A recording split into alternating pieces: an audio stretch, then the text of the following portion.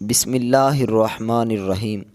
دوستو، آج ایک بہت ہی کمال کا واقعہ، کمال کی سٹوری، ایک بہت ہی دلچسپ کہانی آپ لوگوں کو بتانے، آپ لوگوں کو سنانے والا ہوں۔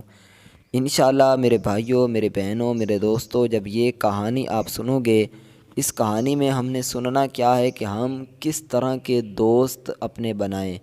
آج آپ کو خود معلوم ہو جائے گا کہ دوست اصل کون سا ہونا چاہیے، کس کو ہم نے دوست بنانا ہے۔ تو بہت ہی کمال کی کہانی ہے ایک دوست کی اور اس کے باپ کی۔ تو آئیے اس کہانی کو سنتے ہیں۔ ایک شخص کا ایک بیٹا تھا، روز رات کو دیر سے آتا اور جب بھی اس سے باپ پوچھتا کہ بیٹا کہاں تھے تو جھٹ سے کہتا کہ دوست کے ساتھ تھا۔ ایک دن بیٹا جب بہت زیادہ دیر سے آیا تو باپ نے کہا کہ بیٹا آج ہم آپ کے دوست سے ملنا چاہتے ہیں۔ بیٹے نے فوراً کہا ابا جی اس وقت ابھی رات کے 2 بجے ہیں، کل چلتے ہیں۔ باپ نے کہا نہیں ابھی چلتے ہیں، آپ کے دوست کا تو پتہ چلے۔ باپ نے ابھی زور دیتے ہوئے کہا کہ جب اس کے گھر پہنچے اور دروازہ کھٹکھٹایا تو کافی دیر تک کوئی جواب نہ آیا۔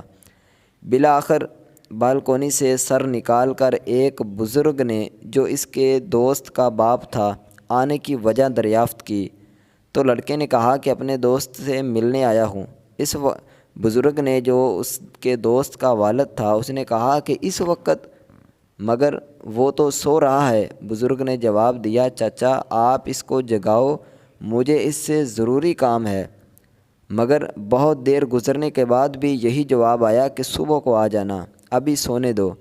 اب تو عزت کا معاملہ تھا تو اس نے ایمرجنسی اور اہم کام کا حوالہ دیا، مگر آنا تو درکنار، دیکھنا اور جھانکنا بھی گوارا نہ کیا۔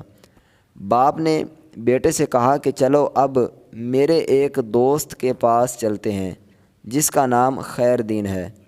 دور سفر کرتے اذانوں سے ذرا پہلے وہ اس گاؤں پہنچے اور خیر دین کے گھر کا دروازہ کھٹکھٹایا، مگر جواب ندارد۔ بالآخر اس نے زور سے اپنا نام بتایا کہ میں اللہ دین، مگر پھر بھی دروازہ ساکت اور کوئی حرکت نہیں۔ اب تو بیٹے کے چہرے پر بھی فاتحانہ مسکراہٹ آ گئی، لیکن اسی لمحے لاٹھی کی ٹھک ٹھک سنائی دی اور دروازے کی زنجیر اور کنڈی کھولنے کی آواز آئی۔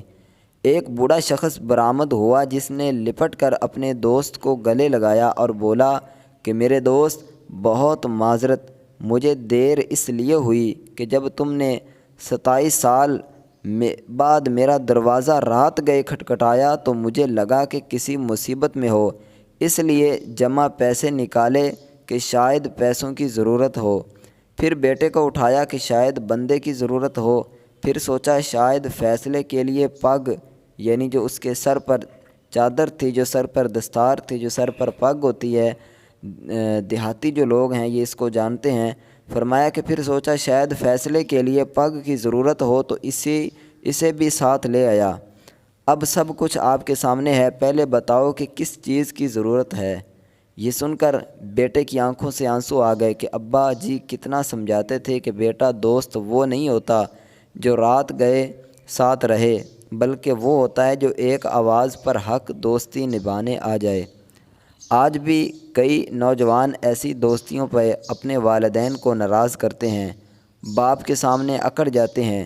ذرا دل تھام کر سوچئے کہ آپ کے حلقے احباب اور دوستوں کا شمار ان میں سے کسی قسم میں کے دوست کے ساتھ تو نہیں ہوتا۔